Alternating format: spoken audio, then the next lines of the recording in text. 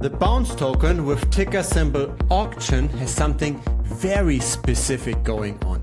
The price is rising. Yes, that's happening pretty much with all of altcoins now, but something is driving this that's not very common. In the last week, the token went up by more than 100%. The last month, it went up by more than 300%. And yes, there might be involvement by the centralized exchanges. The main trading volume happens on Binance, more than 50%. But OKX is joining the party as well. A little bit of volume on MEXC and KuCoin as well. And on top, we've also got a perpetuals market. So bets using leverage without directly impacting the spot market. 342 million in volume just for Binance alone, 225 million for OKX. It's in the last 24 hours, and that's with a market cap of 245 million. So on the derivatives market, every token has moved more than once in the last 24 hours. Now, why is that relevant? It's relevant because it's a potential sign for price manipulation, right? And there's a lot of bets on the side, on the price.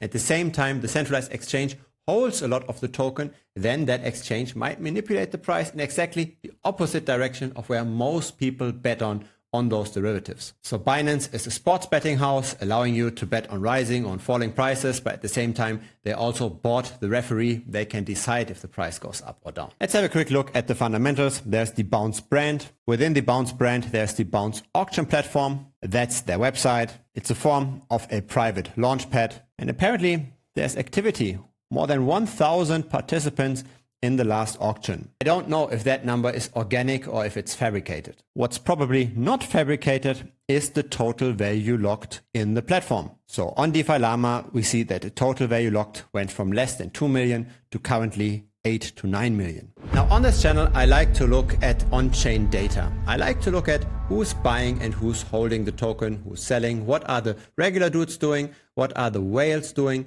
And this is a bit more complex for the Bounce or the auction token because first of all, there are two different kinds of tokens. There's one on the Ethereum chain and another one on the Binance Smart Chain. And secondly, right, there's simply all of that trading volume and all of the perpetual futures trading happening on Binance itself. So in a centralized exchange, we can't really find out what's happening there. Still, it does make sense to look at the data that we have on chain, what is happening on Ethereum and what's happening on the Binance Smart Chain. And here's something that's very interesting. On the left side, we've got the number of wallets on the Ethereum chain that hold at least 2 tokens. So that's currently a bit under $80. In the middle, we've got the number of wallets that hold 20 tokens, so $800. The people that are a bit more serious are in here.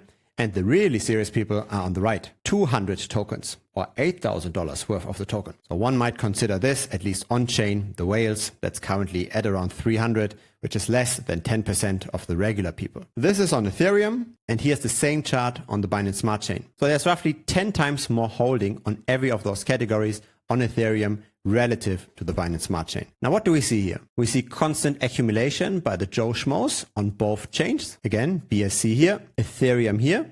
It's a bit more erratic on Ethereum, interestingly enough. We also see that a lot of whales bought on the Ethereum chain, not so much though on the Binance Smart Chain. How can we interpret this massive rise by the whale wallets on Ethereum specifically? Your guess is as good as mine. I have the feeling this could be partially because of centralized exchanges. So potentially other centralized exchanges besides Binance want to get more of that Bounce or auction token pie. They want to get more of that trading volume. And the reason why they do the purchases on Ethereum and not on the Binance Smart Chain is, again, third-party risk, right? If you have a centralized exchange, you don't want to necessarily be risking to have your funds on the Binance Smart Chain that might lose all of its value when Binance goes under.